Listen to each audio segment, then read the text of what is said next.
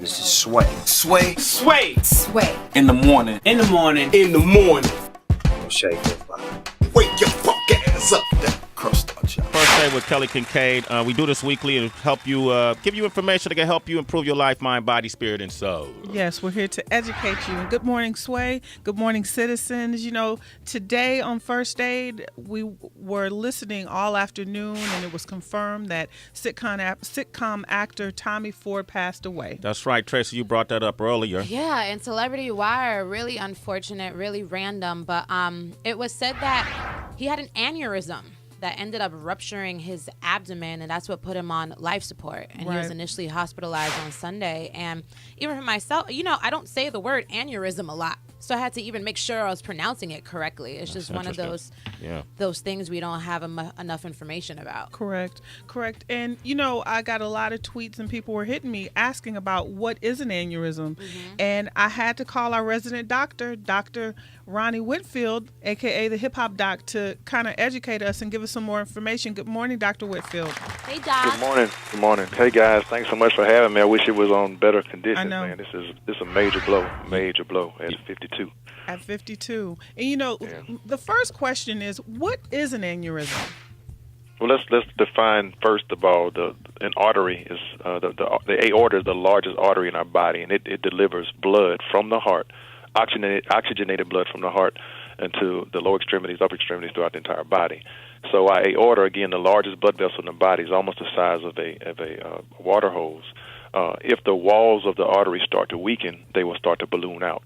And so it looks like a balloon. If you can see, you can actually see arteries dilating or ballooning on X-rays, and that's sometimes how they're found. Because in many people, they don't have symptoms. Mm-hmm. So it's a ballooning or weakening of the arteries, and it starts to dilate and balloon, and the vessel, the blood flow in that vessel increases pressure, and eventually those, like my old man used to tell me, pressure bust pipes. That pressure continues to increase. The blood flows continue to increase across that dilated area or that weakened area. They can pop or rupture or burst, and I think that's what they're saying happened to Tommy. But I think, Kelly, you and I mentioned earlier that I went on his page and I saw he had recently had knee replacement. So I was thinking, I thought there might have been some post-op complications from the knee replacement surgery, which are, like blood clots that can break off, go to the heart, cause either aneurysms or something called a pulmonary embolus. So wasn't quite sure what happened, but just, wow, devastating. I grew up on Martin, man. We all did. Rough blow, yeah. I thought aneurysms usually happen up in the brain. Well, I wanted to, that was the next question, Dr. Whitfield. Okay. The types of aneurysms, because there are three? Because Tommy... Three main types. Right. But you can have an aneurysm in any blood vessel in the body, but the main types, you have brain, Sway, you right about that. There's the aortic aneurysms, and they're divided into thoracic aorta, which is in the chest, and abdominal aorta, which is in the lower abdomen. But you can also have them in the lower extremities of the lower of the leg. I have a patient with what we call a popliteal artery aneurysm. That's in the back of the knee. So anywhere there's a blood vessel, and anywhere that blood vessel can be weakened, you can actually have an aneurysm. But the most common that you're going to hear about brain, the chest, or the abdomen or the stomach. Okay, we have Dr. Whitfield here, the hip-hop doc. We got Hector on the line from Arizona. So we're going to take your calls, 888-742-3345. Hector, good morning. Good morning. Good morning. How are you? I'm doing great. How are you guys? Good to be on, Sway. I'm a big fan. Listen all the time. Oh, man. Hey, man, that officially makes you a citizen. Hold up. There it is. A Sway in the morning. It's official. So have you had experiences with aneurysms or a friend or family member? Yeah, actually, I've had two aneurysms myself. I had one in my back, in my lower back, and it was just random. One day I was standing in my kitchen. I felt something burst, and I started having swelling in my back, and it was just all the blood filling up. My back expanded, and I was able to get that repaired. And then most recently in January, I actually had an aneurysm in my stomach. I had a rupture of the inferior mesenteric artery. Wow. And it was dumb luck for me because I was in the hospital for a different reason. I was going to get discharged the next day, and then all of a sudden, I sat up out of my bed, looked at my wife, said, I think I'm dying, and collapsed. Oh, my God. What did you feel like for people who don't know what the symptoms are? How did it take over your body? Like, what exactly were you feeling at the time? A lot of just pain and pressure, and then I don't remember anything else. After that, they had to do an MRI, realize that I had a rupture, and then they performed surgery and put me in a coma for 7 days. What did they advise you to do once you were well enough to leave the hospital? How can you manage this, Doc? Maybe you could chime in on that. Once you had an aneurysm, how can you manage it? Well, in his case, obviously, that's a life-threatening situation, Hector. So I'm amazed that you're still around, because most people don't get to the doctors in time. If it happens at home or happens even in Tommy's situation, they probably didn't know what was going on, so it took them a while to figure out what was happening. So they're checking blood counts and blood pressures, and your pulse, your heart rate's way up, because now blood is escaping into the abdomen or to the chest, wherever the aneurysm is ruptured. So they're trying to figure out why you're losing blood, so it can take some time to figure it out. But once you do find it, you have to surgically manage it. Now, there are instances if aneurysms in the abdomen are less than 5.5 centimeters, and they know based on history that once they get a little larger than that, they're more likely to rupture. They can actually conservatively watch these. They can do ultrasounds repeatedly, every 3 to 6 months, CT scans, make sure that you're not having any symptoms. But usually when people present with pain or it starts compressing other structures, so the other thing that can happen is they get so large they press on surrounding structures, so they can cause pain. If they're in the throat, they can cause hoarseness or inability to swallow or decreased ability to swallow. So in most cases, guys, they don't have symptoms and they just rupture. The only true screening is to be done is individuals over the age of 65 if they have had a family history. So we don't actually screen for aneurysm. You just look for them on physical examinations. How do you know, Dr. Whitfield? And maybe when we come back, you can answer that for us. Okay. Is it you said you don't know, but how pressure? How would you know? Maybe I'm having an aneurysm. Right. We'll talk about that up next, and then we're gonna take more of your calls. 888-742-3345. Hector, thank you for sharing your story, man. You are blessed. Today we're talking about aneurysms. We're talking about aneurysms, and we have our resident doctor, Dr. Rani Whitfield, a.k.a. the Hip Hop Doctor. Off air, I was just saying, you're so knowledgeable about it, and when you were explaining what the arteries and aneurysm was, I really could understand it better, because it feels better, because when you're just Googling the definition, it's just kind of like, okay, I'm not getting a visual. So thank you for explaining and talking about this a little bit further. We got not a problem. We got Adrian on the line from North Carolina, and before we go to Adrian, is aneurysm, so it really doesn't matter your age?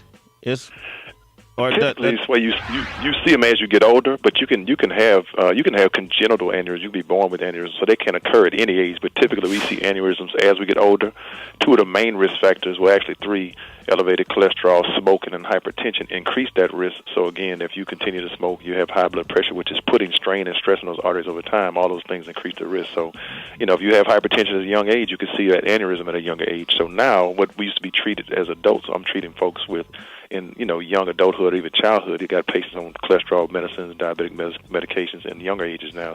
So how can you avoid cholesterol? What are ways you could avoid cholesterol? And then when you in high cholesterol, and when you smoke, are you thinking, does it matter? Because a lot of folks smoke marijuana. So does that matter? Well, I'm going to go to that real quickly on marijuana. Marijuana tends to not cause these problems because it's not it's dose dependent.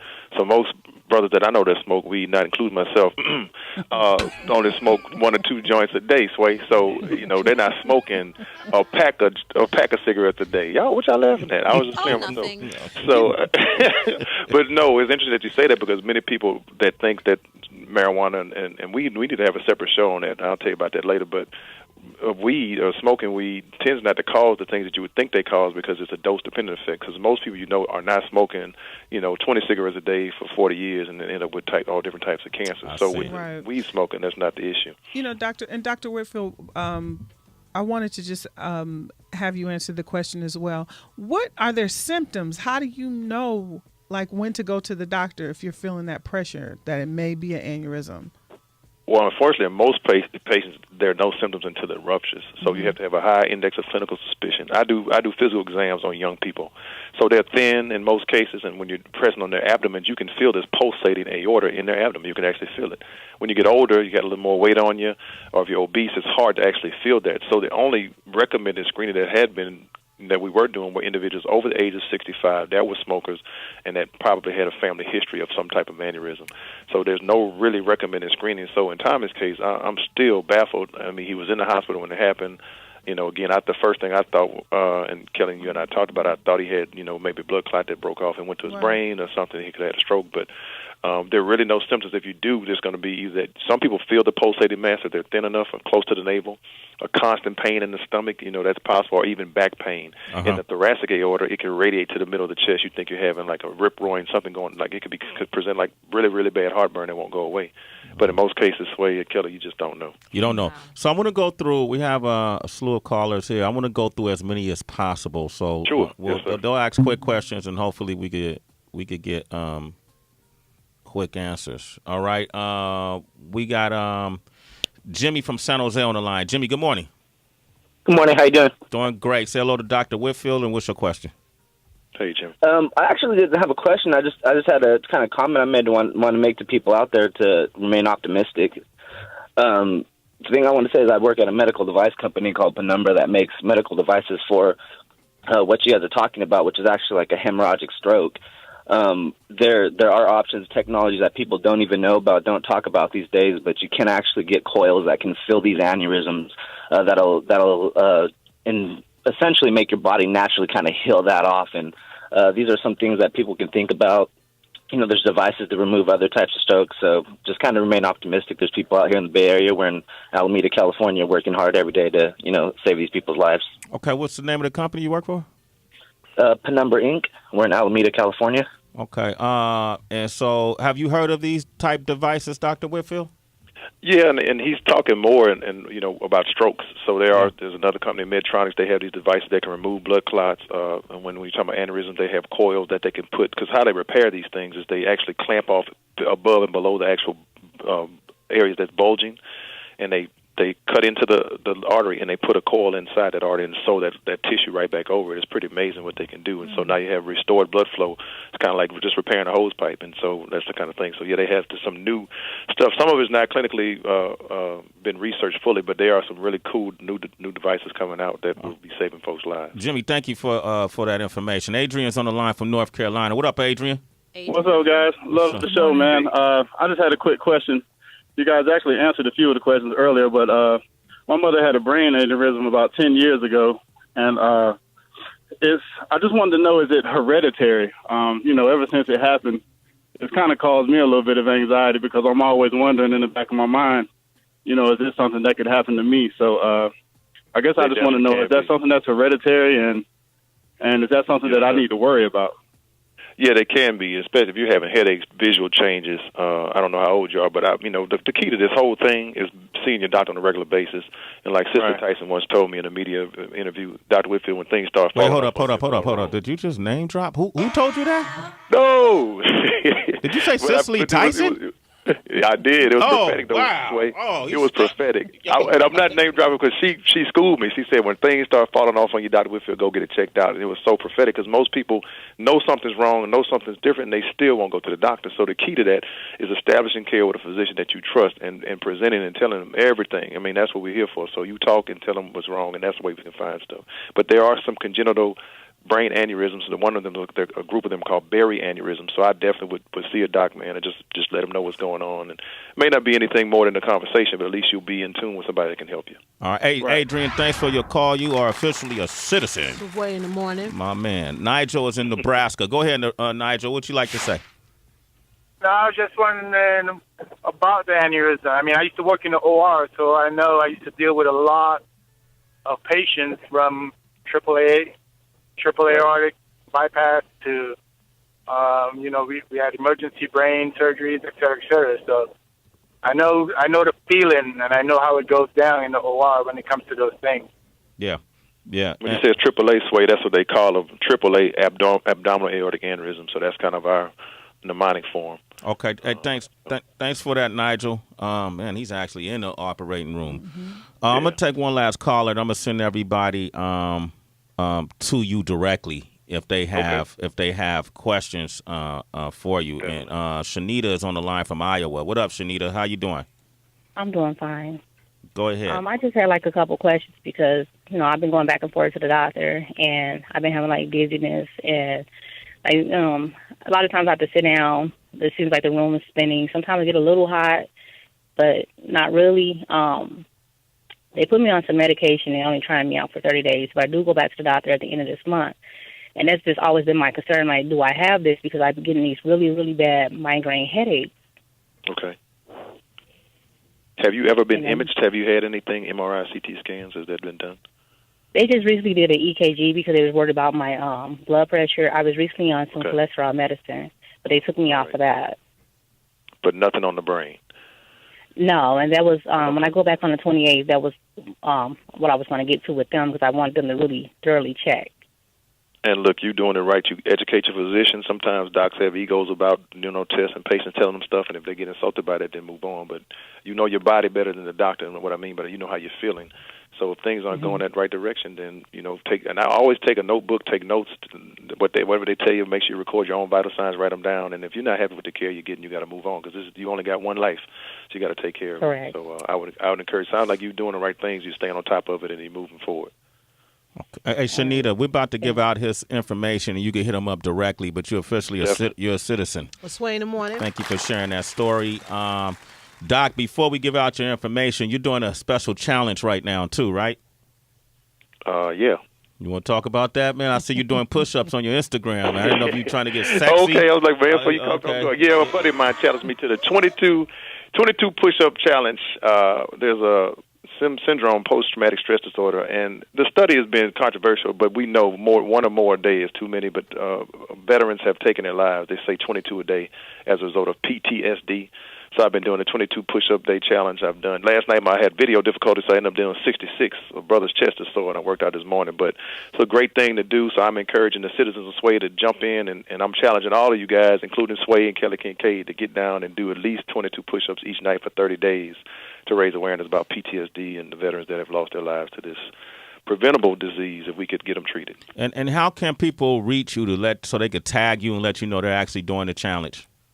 I'm at the Hip Hop Doc, THA Hip Hop Doc.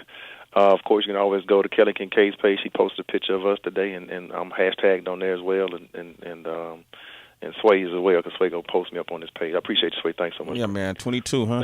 All right, so the Hip Hop Doc, DOC. Yes. Okay, the Hip Hop Doc. And if you have any questions, because we had a lot of callers about aneurysms and otherwise, man, hit this dude up directly. He works with us. He's a part of our family, and he'll answer you and put you in the right direction. Well, a lot of doctors will send you an invoice. All he's going to do is he's just going to send you some advice, all right? Yeah, you know that. You know that life, huh? All right, Doc. Yes, hey, sir. man, thank you for coming. Thank you so much. Thank you. And then Kelly, great morning. You too. And if they want to reach you, they can. Reach me on all socials, Kelly Kinkaid, KELLY KINKAID.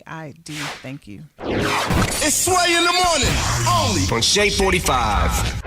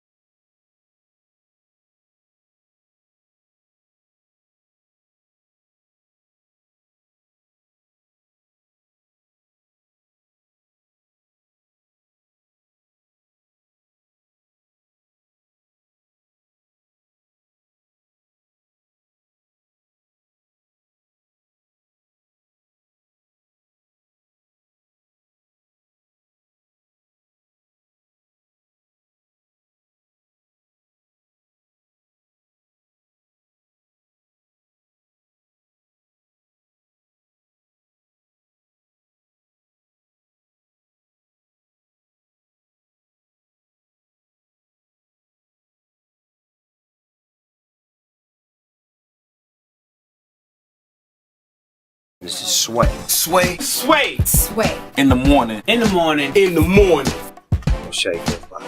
Wake your punk ass up. That crust out, y'all. First Day with Kelly Kinkaid. We do this weekly to help you, give you information that can help you improve your life, mind, body, spirit, and soul. Yes, we're here to educate you. And good morning, Sway. Good morning, citizens. You know, today on First Aid, we were listening all afternoon, and it was confirmed that sitcom actor Tommy Ford passed away. That's right. To dilate and balloon, and the vessel, the blood flow in that vessel increases pressure, and eventually those, like my old man used to tell me, pressure bust pipes. That pressure continues to increase, the blood flows continue to increase across that dilated area or that weakened area. They can pop or rupture or burst, and I think that's what they're saying happened to Tommy. But I think, Kelly, you and I mentioned earlier that I went on his page and I saw he had recently had knee replacement. So I was thinking, I thought there might have been some post-op complications from the knee replacement surgery, which are, like blood clots that can break off, go to the heart. Right, Tracy, you brought that up earlier. Yeah, and Celebrity Wire, really unfortunate, really random, but it was said that he had an aneurysm